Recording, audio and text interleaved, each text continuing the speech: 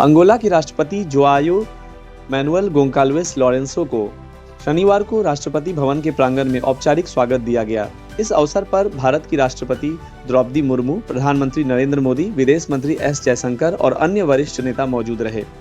राष्ट्रपति लोरेंसो एक उच्च स्तरीय प्रतिनिधिमंडल के साथ भारत की राजकीय यात्रा पर शुक्रवार को नई दिल्ली पहुंचे थे।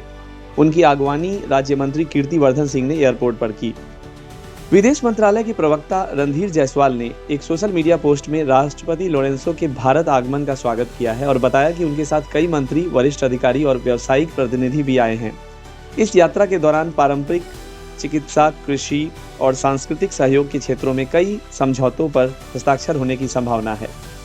भारत और अंगोला के बीच औपचारिक राजनयिक संबंध 1985 ईस्वी में स्थापित हुए थे और इस वर्ष इन संबंधों की 40वीं वर्षगांठ है। अंगोला वर्ष 2025 में अफ्रीकी संघ का अध्यक्ष भी है। दिल्ली की मुख्यमंत्री रेखा गुप्ता ने गुरुवार को राजधानी में 20 दिन के मेगा सफाई और प्रवर्तन अभियान की शुरुआत की। उन्होंने साफ शब्दों में कहा कि सरकार अतिक्रमण, कूड़ा फेंकने और विभागीय लापरवाही को किसी भी सूरत में बर्दाश्त नहीं करेगी। इस अभियान को ट्रिपल इंजन सरकार के तहत चलाया जा रहा है, जिसमें दिल्ली सरकार, नगर निगम और पुलिस प्रशासन समन्वय में काम कर रहे हैं। रेखा गुप्ता ने कहा कि पहली बार तीनों स्तरों की सरकारें एकजुट होकर दिल्ली को स्वच्छ और व्यवस्थित बनाने के लिए काम कर रही हैं। उन्होंने बताया कि सभी जिलाधिकारियों, डिप्टी कमिश्नरों और पुलिस उपायुक्तों के साथ संयुक्त बैठक कर जिम्मेदारियां तय की गई हैं। हर सड़क, फुटपाथ, पार्क और सार्वजनिक स्थल की सफाई युद्ध स्तर पर की जाएगी।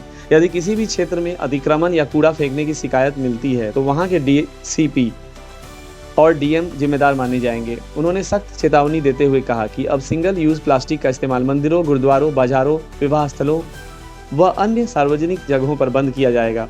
शौचालयों, नालियों और सीवरों की सफाई को सर्वोच्च प्राथमिकता देने के निर्देश भी अधिकारियों को दिए गए हैं। रेखा गुप्ता ने कहा, अगर सिस्टम में अभी भी कहीं चूक हुई तो उनके लिए वरिष्ठ अधिकारी जिम्मेदार होंगे।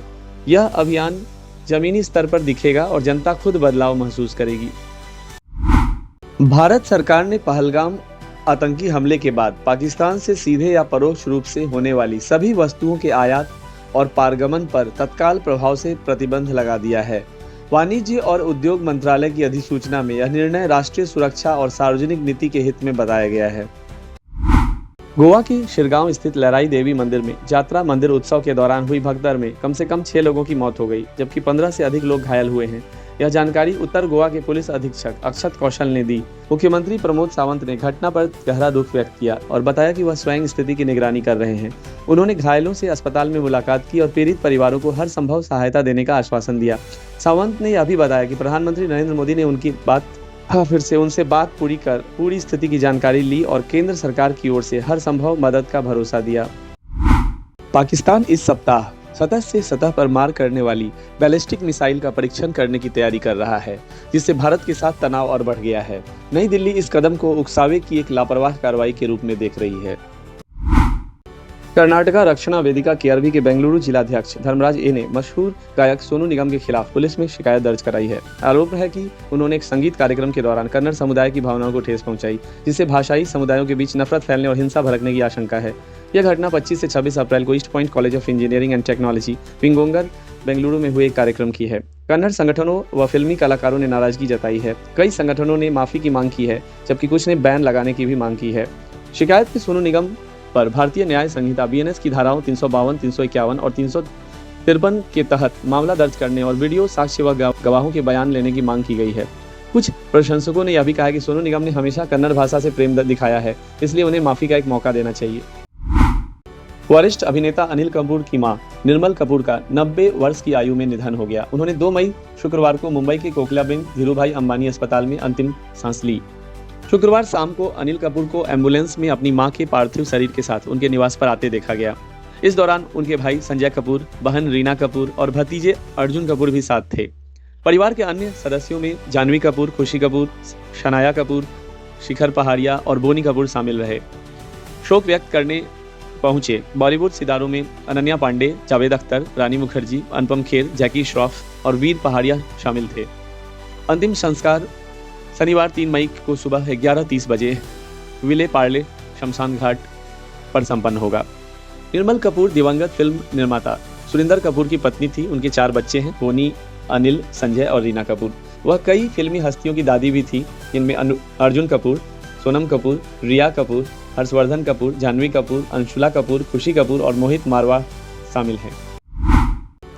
खगोलविदों ने एक नए अध्ययन में पाया है कि पृथ्वी जैसे बड़े ग्रह, जिन्हें सुपर अर्थ कहा जाता है, ब्रह्मांड में पहले की तुलना में कहीं अधिक आम हैं। इस खोज में Korea microlensing telescope network AMT-NET का उपयोग किया गया। वैज्ञानिकों ने पाया कि हर 3 सितारों में कम से कम एक के पास ऐसा ग्रह हो सकता है। चुनाव जीतने के बाद अपनी पहली प्रेस कॉन्फ्रेंस में कनाडा के प्रधानमंत्री मार्क कार्नी ने अमेरिकी राष्ट्रपति डोनाल्ड ट्रंप के उस बयान का कड़ा जवाब दिया जिसमें ट्रंप ने कनाडा को अमेरिका का 51वां राज्य बनाने की बात कही थी। कार्नी ने साफ शब्दों में कहा, इच्छाओं और वास्तविकता में फर्क समझना जरूरी है। उन्होंने कहा कि उनकी चुनावी जीत इस बात का प्रमाण है कि कनाडाई नागरिक स्वतंत्रता के पक्ष में हैं और अमेरिका का हिस्सा बनने की कोई इच्छा नहीं रखते। ट्रंप पहले भी कनाडा के पूर्व प्रधानमंत्री जस्टिन ट्रूडो को कनाडा का गवर्नर कहकर मजाक उड़ा चुके हैं। व्यापार और शुल्कों पर बात करते हुए कार्नी ने कहा कि अमेरिका से व्यापार वार्ता कठिन जरूर होगी, लेकिन वे कनाडा के हित में सबसे अच्छा सौदा पाने के लिए लड़ेंगे। उन्होंने एल्यूमिनियम, खनिज, ऑटो और ऊर्जा जैसे क्षेत्रों में विन विन डील की जरूरत बताई। फेंटेनाइल से संबंधित टैरिफ पर भी उन्होंने सवाल उठाया और कहा कि कनाडा ने इस मुद्दे पर प्रगति की है, फिर भी अमेरिका ने टैरिफ क्यों लागू रखा है यह समझ से परे है। प्रधानमंत्री कार्नी अगले सप्ताह व्हाइट हाउस का दौरा करेंगे, जहां वे ट्रंप से व्यापार संतुलन, फेंटेनाइल तस्करी और सैन्य खर्च जैसे मुद्दों पर बातचीत करेंगे। कार्नी ने यह स्पष्ट किया कि कनाडा अमेरिका से सहयोग चाहता है, लेकिन अपने राष्ट्रीय हितों से कोई समझौता नहीं करेगा। उन्होंने चेतावनी दी, यदि अमेरिका उत्तर अमेरिका के बाजार को बांटना चाहता है तो कनाडा के पास विकल्प है। इंडियन प्रीमियर लीग IPL 2025 के 52वें मैच में रॉयल चैलेंजर्स बेंगलुरु RCB और चेन्नई सुपर किंग्स का मुकाबला बेंगलुरु के M चिन्नास्वामी स्टेडियम में शाम 7:30 बजे IST से हो रहा है। अब आते हैं टीमों की वर्तमान स्थिति पे। रॉयल चैलेंजर्स बेंगलुरु RCB इस समय अंक तालिका के 3रे स्थान पर है और प्लेऑफ में लगभग जीत पक्की कर चुकी है। टीम ने हाल ही में पंजाब किंग्स के खिलाफ शानदार जीत दर्ज की है और लगातार 3 मैच जीत चुकी है। चेन्नई सुपर किंग्स CSK इस सीजन में संघर्ष कर रही है और 10 मैचों में केवल 2 जीत के साथ प्लेऑफ की दौड़ से बाहर हो चुकी है। हालांकि टीम इस मैच को जीतकर सीजन का समापन सकारात्मक तरीके से करना चाहेगी और अन्य टीमों की प्लेऑफ की संभावनाओं को प्रभावित कर सकती है। अब आइए आज के प्रमुख खिलाड़ियों पर नजर डालते हैं। RCB में विराट कोहली शानदार फॉर्म में है और लगातार 3 अर्धशतक लगा चुके हैं। कप्तान रजत पाटीदार और तेज गेंदबाज जोश हेजलवुड भी टीम की सफलता में महत्वपूर्ण भूमिका निभा रहे हैं। CSK में रविंद्र जडेजा, रविचंद्रन अश्विन और नूर अहमद की तिकड़ी टीम की ताकत है। अब चलते हैं पिच रिपोर्ट पे। M चिन्नास्वामी स्टेडियम की पिच बल्लेबाजों के लिए अनुकूल मानी जाती है, लेकिन स्पिनरों को भी मदद मिल सकती है। दूसरी पारी में बल्लेबाजी करना फायदेमंद हो सकता है। CSK और RCB के आमने सामने के रिकॉर्ड्स: कुल मैच 34, CSK की जीत 21, RCB की जीत 12, बिना परिणाम 1। हालांकि हाल के मुकाबलों में RCB ने प्रदर्शन में सुधार किया है और पिछले 5 मैचों में से 3 में जीत हासिल की है। यह मुकाबला न केवल प्लेऑफ की दृष्टि से महत्वपूर्ण है, बल्कि विराट कोहली और महेंद्र सिंह धोनी जैसे दिग्गज खिलाड़ियों के आमने सामने होने के कारण भी खास है। RCB की नजरें शीर्ष स्थान पर होंगी, जबकि CSK सम्मानजनक विदाई की कोशिश करेगा।